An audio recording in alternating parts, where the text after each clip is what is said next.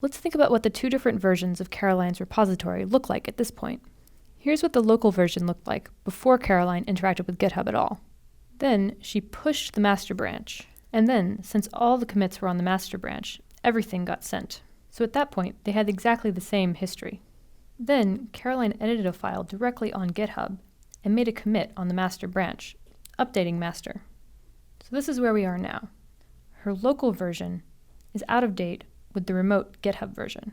To get the repositories back into sync, she'll need to pull her master back into the local version. This will bring the new commit into the local version and update master. Now I'll hand you off to Caroline to see this on the command line. Thanks, Sarah. Now, like you saw, the commit that I just made is shown in the commit history on the GitHub site. However, when I run git log, I can see that that commit isn't present in my local repository. To get it, I'll run git pull.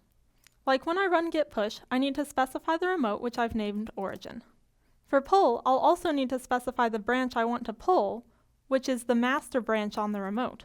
Before I ran git pull, I had some commits in my local repository, which I'd pushed to GitHub. I also had a new commit on GitHub adding the lesson 3 reflections file.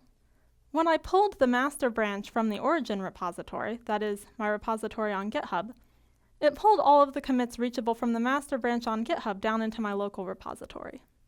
In this case, I had the master branch checked out, so Git also updated my local master branch label to point to the new commit.